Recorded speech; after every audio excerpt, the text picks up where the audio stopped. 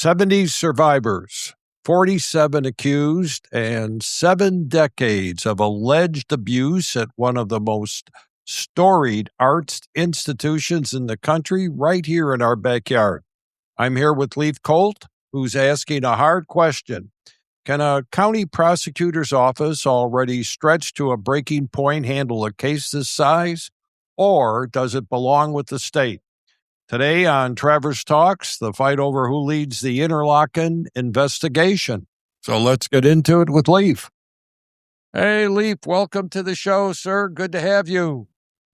Hey, Jim. Thanks for having me on, and thanks for giving some wings to this issue.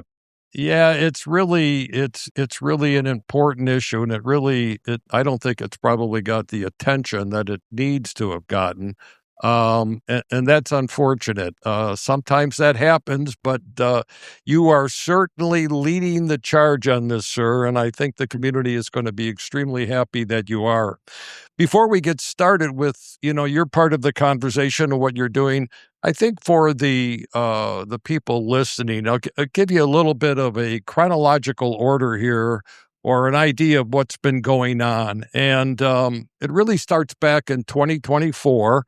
The Interlochen Center for the Arts, they opened an internal review after an alumnus reports past misconduct, and they retained I hope I pronounce his name right, Sanghabi Law Office to conduct an independent investigation. Anyway, the law office conducts roughly 180 interviews over approximately 2 years as part of the investigation.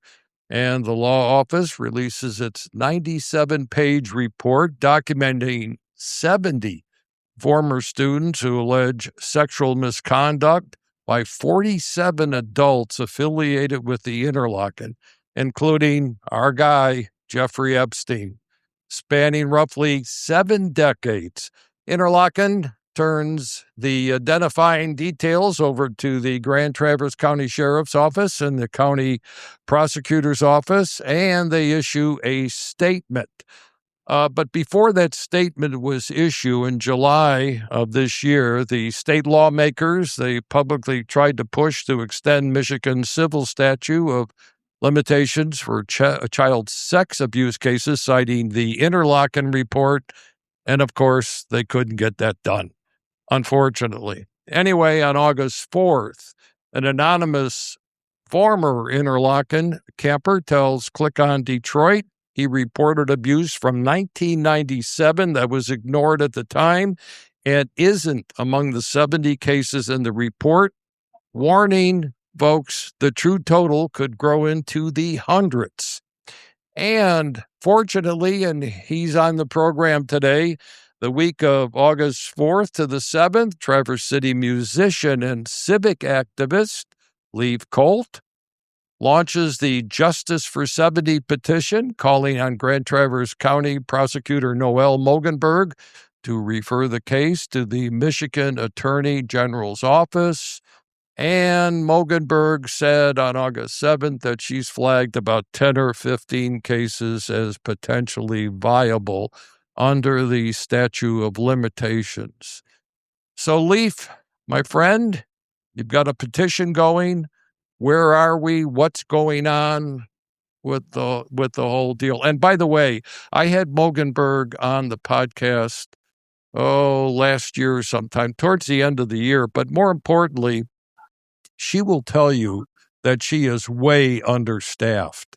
And the primary reason for that is she can't keep lawyers because she can't pay them enough.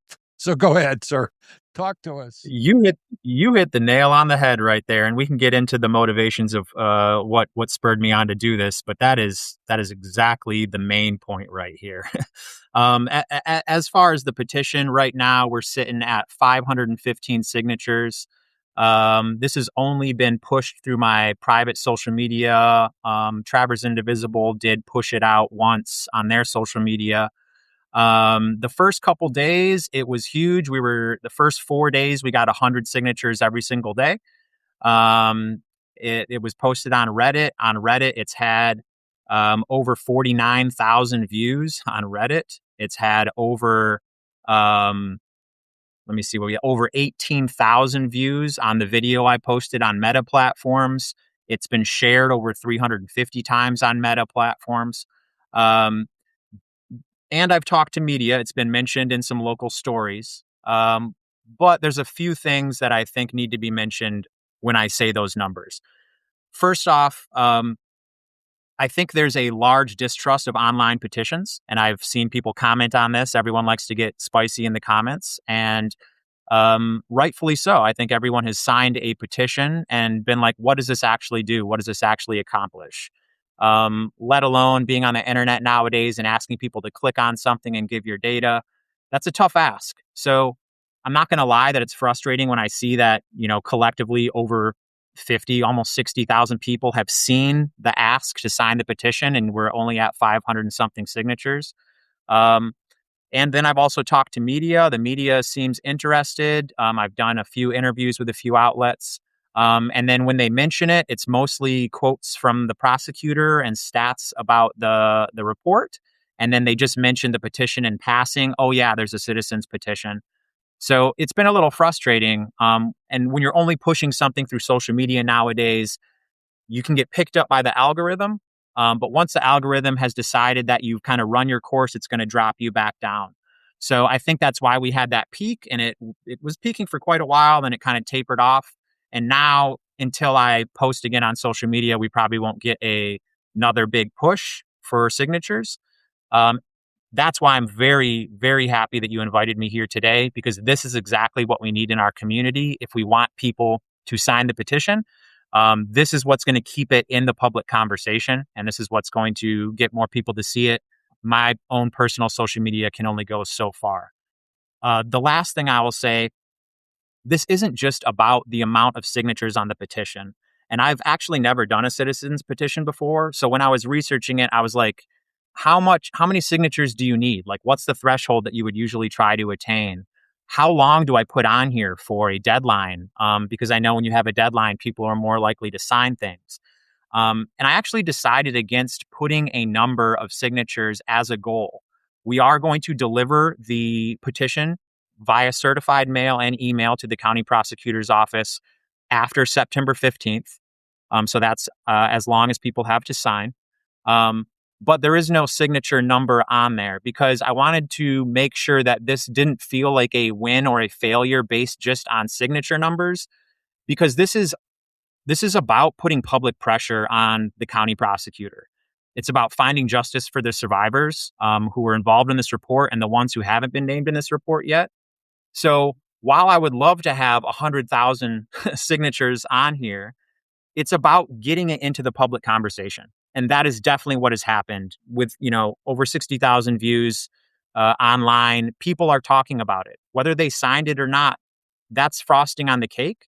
Being here, talking to you, talking to people about it in the community, having it even mentioned in passing in those articles, all of those are playing a part in the larger pressure campaign on the county prosecutor to hopefully do the right thing, do the smart thing for the survivors, and accept the assistance that has been offered from the state, and refer the case to the prosecutor, attorney general's office. Have you talked to Bogenberg at all, or you guys had any conversations about this? Has she reached out to you? Nope. I haven't had any conversations with her directly. I have not been reached out to by her. I've had definitely people in the comments on social media who have said they know her. There's people who have expressed, of definitely a very small minority of people who have expressed distaste that I'm disparaging the county prosecutor. This isn't about her. This is not about the county prosecutor. This is not about me. This is about finding justice for the survivors who are brave enough to come forward. 70 documented, numerous who may not have been documented. It's also about the people who currently go to Interlochen, making sure that they and the administration of Interlochen. I'm not anti-Interlochen. I'm an artist myself. I'm 13 miles from the camp. I love it. They should have clear air. They should know that they've done everything they can. And it's also about the people in Grand Traverse County who are not related in this case, people who are victims of all sorts of crimes. if our county prosecutor takes this on or is trying to take it on themselves, as you mentioned, they're already having staffing issues, and they've had them for quite some time. Prosecutor Mogenberg in 2025 was documented as being quoted as saying they were coming towards a crisis point because of staffing. And it's if she's trying to put her resources towards this case, it's going to take away resources from all these other people. So it's about putting pressure in the right places and hopefully getting the office to do the right thing. It's not about the quality of her work. It's not about who she is as a person, who I am as a person. This is just about, like, we have a attorney general who is set up specifically almost for this type of work.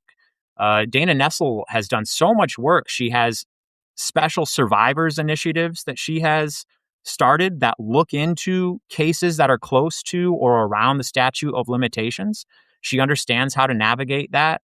She has a whole team of abuse and sexual conduct lawyers that are specifically cut out for this type of work. Highly specialized people with proven track records.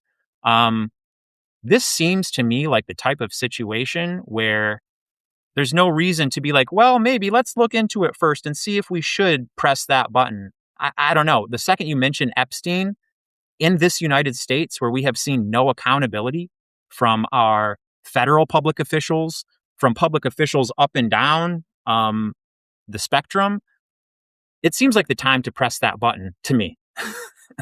Yeah, I was just sitting here thinking, wouldn't it be nice if Grand Traverse County, cracked some of the Epstein issues that are prevalent throughout the states and so forth, and became, extremely transparent as to what went on at Interlochen at least.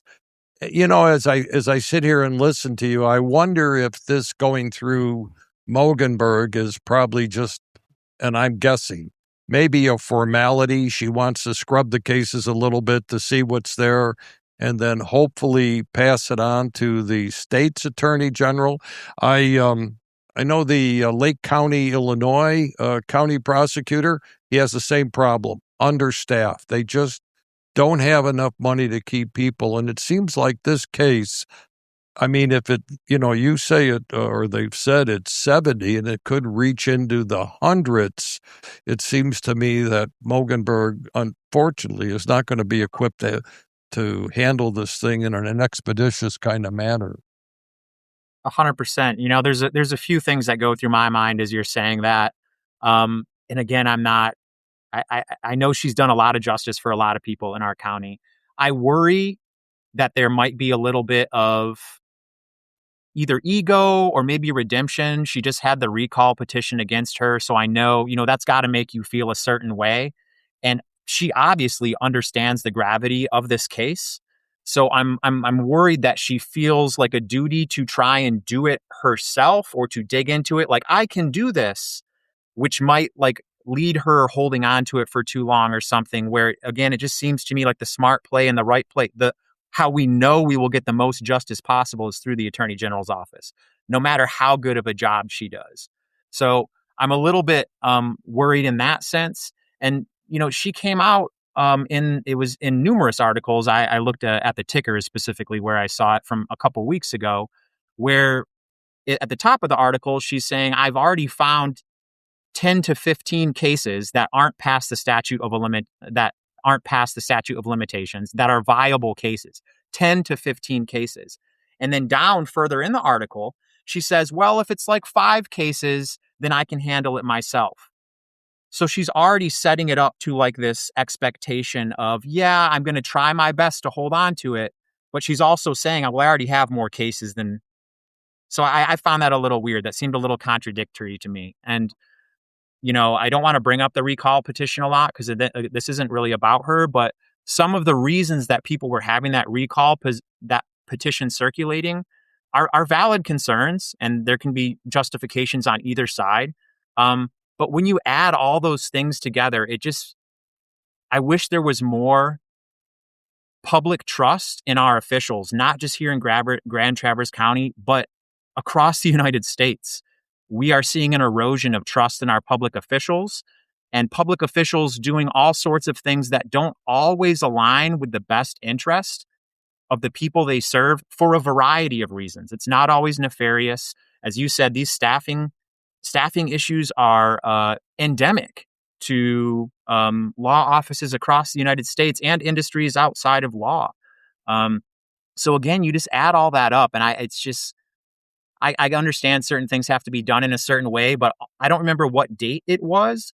But right after the report dropped, Dana Nessel reached out almost instantly, and it was like, "Hey, we have the resources. Let us help you. Let us take this case." And there's been no word on that. I haven't seen any quotes from the prosecutor Mogenberg on that at all. Yeah, I think. I think Dana did. I'm sure you're correct. I saw that in my notes that Dana did reach out and said, "Hey, we can help out on this thing." And I don't think it's a Republican and a Democrat issue on this. Noel's a Republican. It doesn't make any difference if you don't have the staff to handle it. What difference does it make as to what party you belong to, right?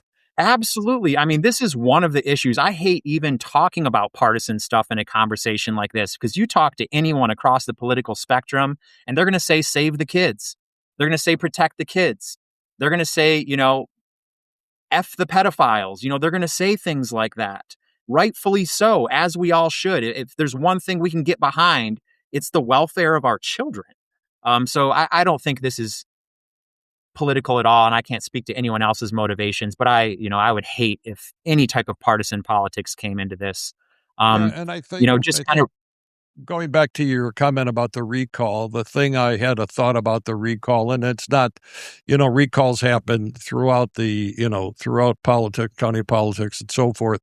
But I never sensed and I think it goes back to what you're trying to push this thing forward, is I think some of the cases that she had were just pleaded out because she didn't have enough time to work on them. And that's typically what happens. They plead them out and say, hey, it's over with. The guy got less time and, we're going to move on. And I'm sure there were other cases where, that wasn't necessarily the case, and maybe they should have continued. But it is an issue. And so what drove you to get this petition started in the first place? I mean, you got to have passion to do this. And what was that passion that was driving this? Well, my kids. I have two girls. I have a 4 and a 5-year-old. My 3-year-old just turned 4, so 4 and 5. I live 13 miles from Interlochen. My goddaughter lives in Interlochen, 2 minutes from the camp. Once the report came out, and even before the report, IPR has been doing constant reporting on this issue. Very good reporting. It's disturbing to me. I have friends who went to arts camps, who went to Blue Lake. I know so many people who went to Interlochen. We go and see shows there. It's part of our community. And anytime sexual abuse comes up, it's hard to stomach. But knowing that it's so close to my house, it's basically in my backyard, it was over such a long period of time, decades, since like the 1950s, institutional. It's not just that people were abused. There was a permission structure. That exact word is used within the report. There was a permission structure for how this institutionalized abuse took place. There was ways in which, okay, this student is allowed to go and sleep over with this counselor or those types of things. It is deeply disturbing. I think most people would want to be spurred into action. Toss on top of that the Epstein tie-in. And I'm not a conspiracy theorist, but I found it very strange that after state lawmakers, I can't remember what the state lawmaker was who was calling for a special committee to look into Epstein's ties at Interlochen. After she made those calls, all of a sudden, Interlochen decides to bulldoze the Epstein cabin. All these things coming together to me, along with the state of affairs federally, how the rule of law is kind of very twisted right now. And there is the biggest cover-up we have ever seen, possibly in the United States ever, around the Epstein case.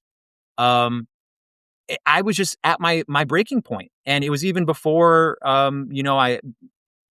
I don't know, something just had to happen. And it's really frustrating to sit around and wait for things to happen. I trust my public institutions. I do a lot of work organizing around politics and the government, and I'm very pro go out and vote. But when you see those systems fail time after time, and then all the specific details that are here, I just felt like I had to do something. And a legally binding petition isn't something that I can do in this position. Writing a letter and making a call didn't feel like the right thing. I'm so over just posting on social media and just airing my feelings and being like, okay, well, I did something. Um, I now understand through the organizing work that I've done within Travelers Indivisible, where I'm a steering committee member, and then through my own organization, People Not Machines. I'm understanding how public opinion works and how much power we actually have.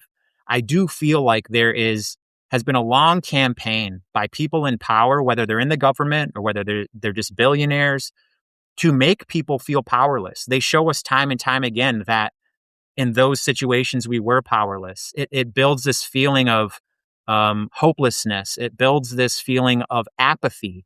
And I had to beg my friends to sign the petition. They know I'm doing it, and it's just this feeling of like, we can't really do anything, but I've seen that we can time and time again. We kept, through Travelers Indivisible, we kept Avelo Airlines from doing ice flights out of the Grand Traverse Airport. We've done so many great projects locally, and really moved the needle. I think this primary was great. We had a record turnout in our region. The counties Antrim, Benzie, Grand Traverse, Leelanau, I think, holds the record for the most voter turnout percentage-wise. And that was because of the work of the people of this region. That wasn't because of our institutions and our municipalities making that happen. We did have some great candidates all across the ticket. But it was because of what the people were doing. And now that I understand how that works, this felt like the right play for me because of all those different factors. So if someone wants to sign a petition, and I hope they do, how do they find it? And I will put it in the show notes also. Great. Yeah. The easiest way is going to be head to peoplenotmachines.com/justice for 70. And 70 is the number 70. So that's where you can sign the petition. I wanted to stay off change.org and Action Network and all those other places because they have that connotation of like, I've signed these so many times, it never does anything. And there's all these questions of like, what are they doing with the data and that type of stuff. So I wanted to make sure it was clean. It's just all my personal website. The data doesn't get shared with anybody except for the county prosecutor when I deliver it to her desk. So that's the easiest way to go and sign it right now. If you know me on social media, it's all over my social media. You can find it there as well. No, super, Leif. You're going to have to hang in there. You're going to have to keep pushing. These things are not easy to overcome and resolve, and you're dead nuts on, but it takes one person through social media to get this thing in front of everybody. And then once that begins to happen, the snowball begins to roll. So I for sure. I did, sorry to cut you off, but I did mention that there was people who were upset or saying I was disparaging the prosecutor. The amount of people thanking me for doing the petition and then also just for bringing light to this is a million times more. 99% of people are saying thank you for doing this and sharing it. And then that led to today, right before I came on your podcast, I saw our state representative for the 103rd district, Betsy Kofia, sent a public letter that she also posted on her social media. She just came out and sent a letter to Mogenberg's office, basically saying what we're saying. It raises many of the staffing issues. It says Dana Nessel has offered you support. Please accept that support. Do it as soon as you can. So I'm not trying to say that this petition led to our official doing that, but it's all part of this large public pressure campaign. We are all pieces of that puzzle. So you're right. We still got a lot of pushing to do, and we all got to push in our own ways. One small step, right, kiddo? That's the only way. That's the only way I know how. I don't know if you know a different way, Jim. Let me know. I certainly don't. Hey, listen, thank you very much, Leif, for coming on the show. And I'm sure this thing is going to go forward. I've got a good feeling about it. And it's really because of you making it very obvious to the citizens of Grand Traverse County that, hey, we got a serious issue here and we got to take care of it. So I appreciate you coming Yeah. on. Well, thank you for having me again. This is having the spotlight specifically on this issue and not just having it mentioned in passing is huge for this type of thing. So, thank you for playing your part too, Jim. Now and all the other stuff you do. Take care. Yeah, you too.